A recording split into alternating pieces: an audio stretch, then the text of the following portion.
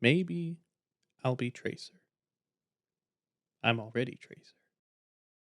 What about Widowmaker? I'm already Widowmaker. I'll be Bastion. Nerf Bastion. You're right. So, Winston. In here, I thought you were going to come up with something uh, witty.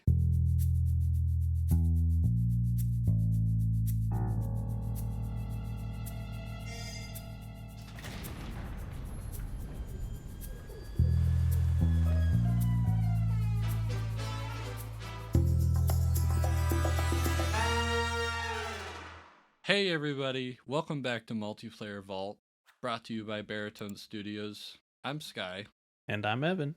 and this episode is about Overwatch and the lore of Overwatch. So, Evan, do you have any experience with Overwatch whatsoever? I have about 25 minutes of in-game experience from back 4 years ago when an ex-girlfriend of mine introduced me to the game, and so I was very hyped about getting into the game, and then we broke up. So Mm-hmm. yeah, 25 minutes. Well, my experience with the game was about a week ago. This is my latest experience. My latest experience with the game was about a week ago. I played with Francis and another friend of ours, and it was pretty fun. I'm not very good at all. I play very sparingly, but from what I've played, I liked it. It was fun. So now that we've talked about our experiences, let's get into the actual story of Overwatch. You know what this entire show is about. Years ago, some idiot thought it was a good idea to make sentient robots to supplement the world's economy and create economic equality throughout the world. This idiot was the Omnica Corporation, an international company that built self improving and self operating factories called Omniums across the world, but mostly in places where civilization was scarce. You know, like Siberia, the Outback, Detroit, etc. These Omniums would build Omnics, robots meant to help humanity to a brighter future. Sounds great, right? These factories built Omnics like crazy, the most common model being the humanoid civilian model. They were described by Omnica as better, smarter, stronger, and faster than humans, and they were put to work in factories, construction, farming, and other manual labor jobs that humans just didn't want to do. Now we just want to clarify that these civilian Omnics were considered by the creators to be sentient. The first sentient Omnic was Aurora, and all Omnics based their claim of sentience on her. Now, whether that was true universally was going to be up to debate after a decade or so after the Omnica Corporation was made defunct. That's right, dear listener. The idiots who thought sentient robots were a good idea in the first place cut costs and ignored regulations to the point that it was forced to shut down all operations, including all of the Omniums under its umbrella. This shutdown would last a lot shorter than expected. Does that mean that Omnica came back and declared war on the world for its wrongdoings, advanced warfare Kevin Spacey style? Nope.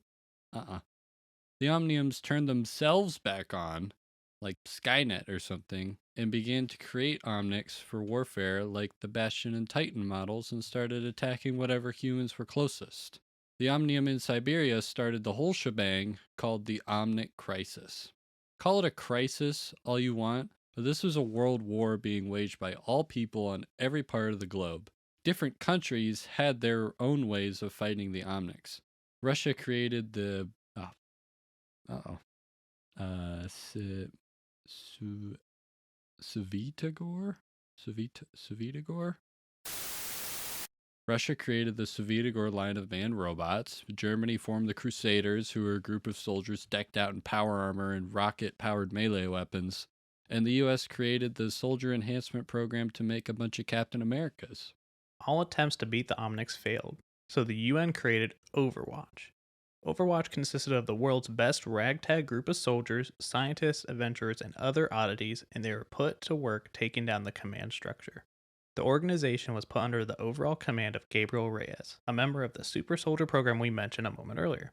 Although he had the command, it was Jack Morrison, another super soldier, who made Overwatch a cohesive fighting unit. Other founding members were Reinhard Wilhelm, Anna Amari, and Torbjorn Lindholm. Is that Torbjorn? Torbjorn. It's Torbjorn. That's how they say it in the game. Okay.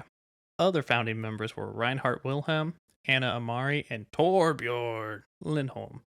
Did I do that right? You gotta say it better. Do it better. Do it with more oomph. Torbjorn. Yeah, like that. Do it again. Torbjorn. No, I mean do the line again. Other founding members were Reinhard Wilhelm, Anna Amari, and Torbjorn Lindholm. That's good. Good job. Overwatch underwent several fruitful operations, and it all culminated in a raid on the Omnic Center in Rio de Janeiro. After immense fighting and sacrifice, Overwatch shut the whole thing down, and the Omnic Crisis was over. Oh, that's nice. Roll credits. Roll credits. Story's over. Episode's over. See you later. And I'm Evan. Yep, and I'm Evan Sky, whatever. But just kidding, it's not over. Now that the crisis was over, Overwatch had to turn into a peacetime organization if it was to survive. It received funding from across the globe that let its influence reach all corners of that globe. The group inspired a new generation with exploration, technological advancement, and peace. Any rogue omnics, terrorists, or dictators could not last long under the watchful eye of Overwatch. Members were seen often on TV, and Overwatch even became a cartoon championing peace and progress. Recruiting was high during the golden age of Overwatch, starting a revolution of role models. The generation born between the Omnic Crisis and before the moments of the actual game are called the Overwatch generation, as they had a group of heroes from all backgrounds and specialties to look up to and emulate. Let's take a step back for a bit, though. What happened to the Omnics after the crisis? Were they all shut down? Were they turned to scrap? Do some still walk among society? Yes. Of course, it varied between places, but the vast majority of Omnics built for warfare were shut down and turned into spare parts. The Omniums and their operating systems were destroyed or otherwise made inert. But not all Omnics were involved in the crisis. The ones that remained were the humanoid civilian models, who were left without means to produce more of themselves and without any human rights.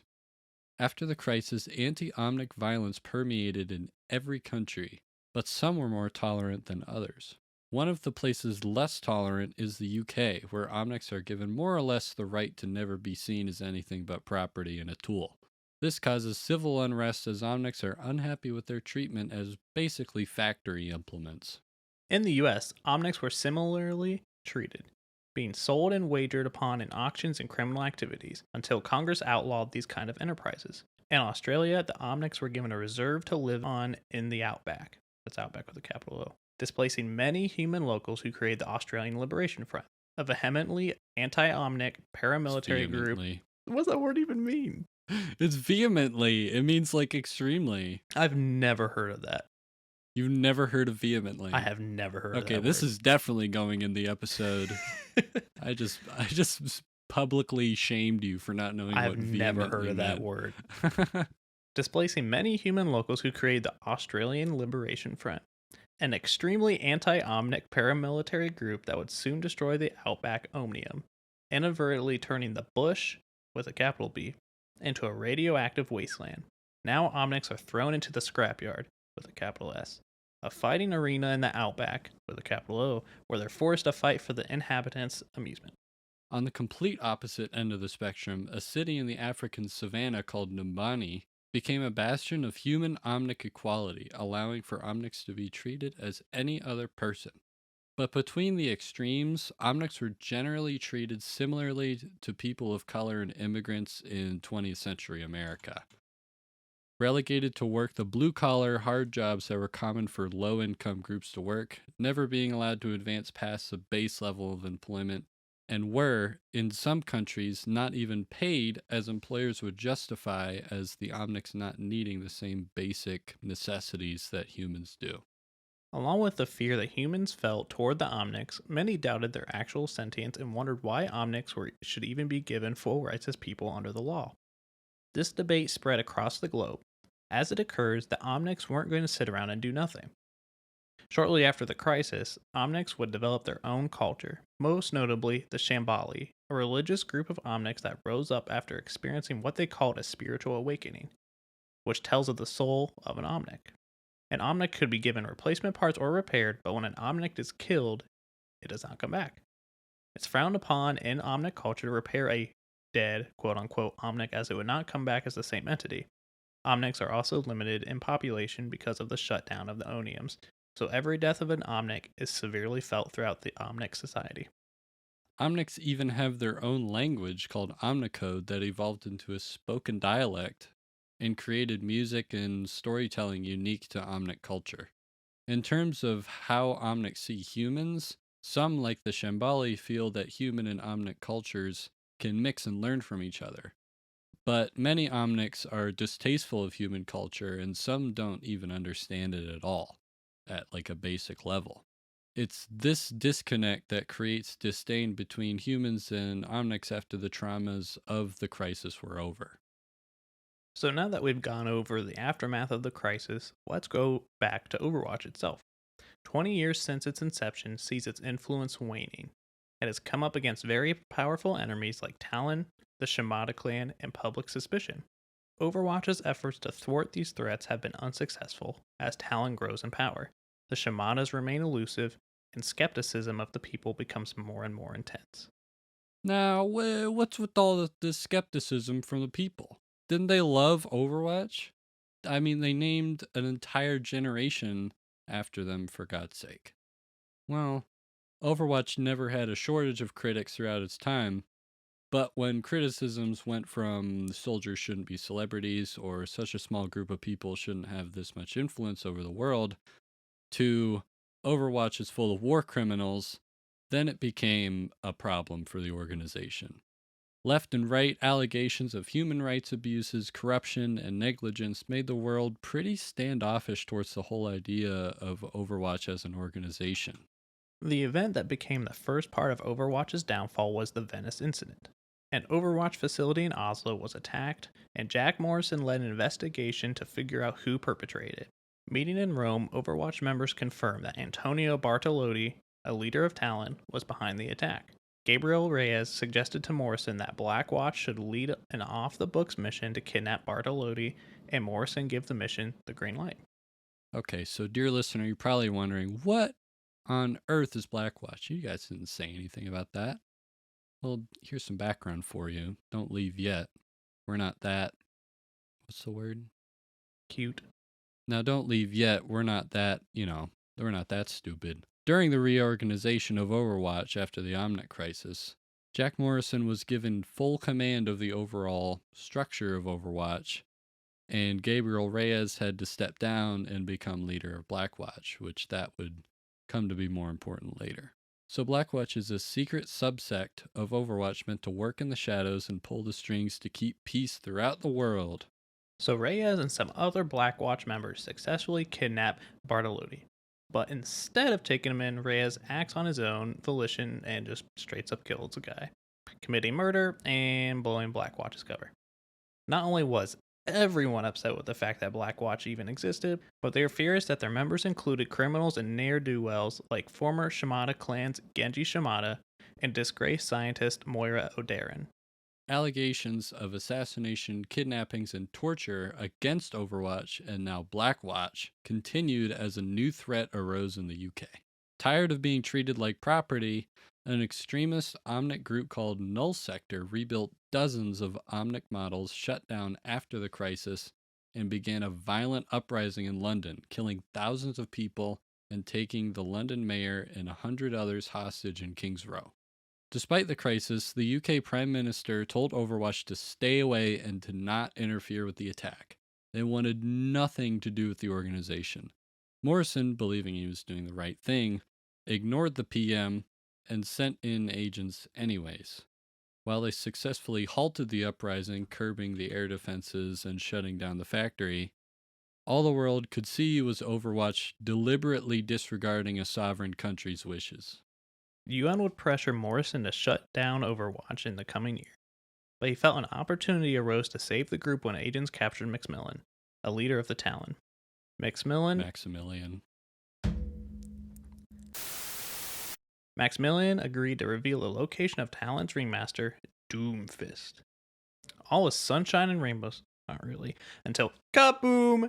The Overwatch HQ in Switzerland is blown up in what seems to be a freak accident. Morrison and Reyes are presumed dead, and now the organization is in shambles. The UN forms a committee to investigate the explosion, and after further detective Sherlock Holmes work, it seems Reyes started a rebellion within Overwatch, forming two sides. Morrison's, which was to keep the integrity and strength of Overwatch, and Reyes's, which was to mold Overwatch into something no one knew what. Ooh. It's not that spooky. The death of two of the founding leadership of Overwatch and the complete scrutiny of the United Nations really threw a wrench into the whole keeping secrets thing. Details about Overwatch and Blackwatch were circulated through every government and news organization. The UN passed the Petrus Act, making any Overwatch activity illegal. For a few years, Talon and the remnants of the Null sector were allowed to run wild. Talon's leaders broke out of the prison and were supplemented by a new member called Reaper. They were able to further their goals of improving humanity through conflicts throughout the years.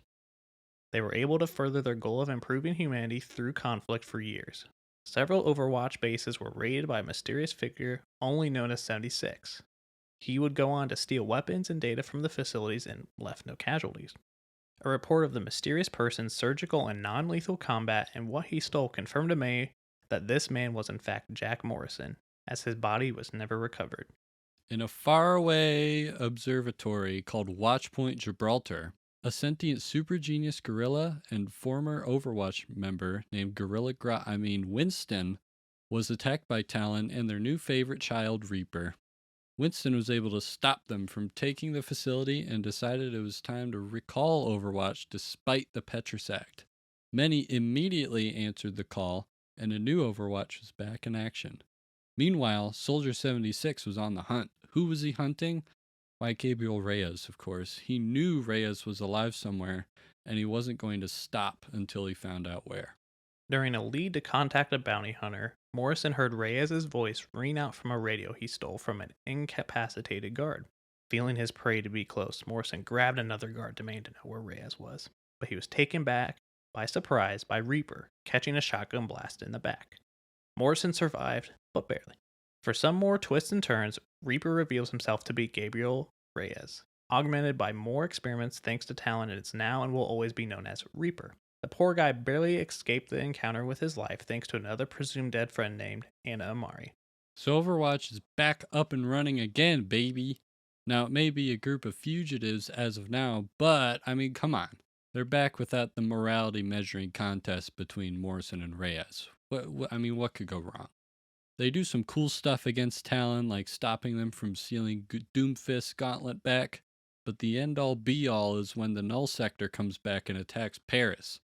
The first few recalled agents were able to fight back against the ostentatious Omnics and save quite a few people, but the sheer numbers and power of the Omnics were not giving Overwatch an inch. But with the arrival of several more agents, Null sector is beaten back and Paris is saved. The threat is not gone, however, and the new and improved Overwatch now has to prepare for Omnic Crisis 2, Robotic Boogaloo. Now, that was the story of Overwatch. The second game does not come out until October 2022, and that's only just the free multiplayer mode. The co-op story mode will likely continue the story where we left off and head into the second Omnic Crisis. So now that that's over, it's time for the Critics Review by Multiplayer Vault's resident researcher and game critic, Francis. Here's a short and sweet one for you, baby. So, and I quote, "The Omnic Crisis can teach us many things. One of those being that division and rifts between each other only bring conflict and chaos. For us to thrive as a community, we must unite under one name, people. Metal or flesh, standing together, brings only strength. Through the conflict presented in Overwatch, we also learn that revenge is foolish and we must not seek it out. Forgive those who wrong you, but do not forget."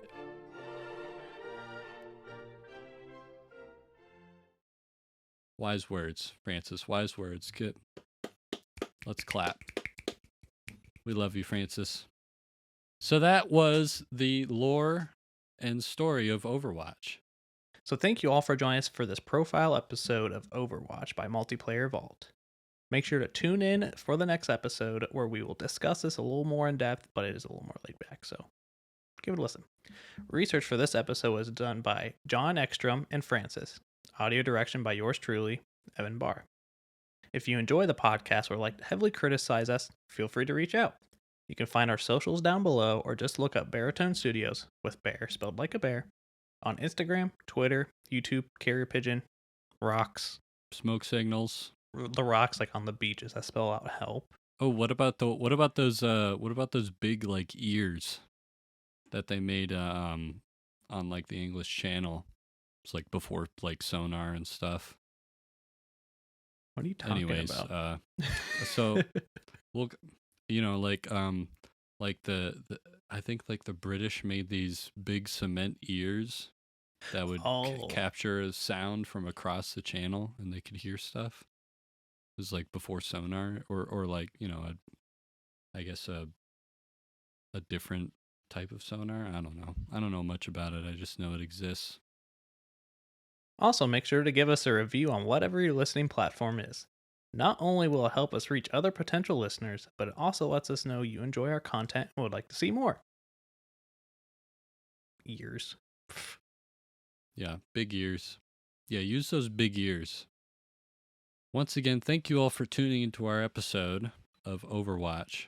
I'm Sky. And I'm Evan. And this is Multiplayer Vault.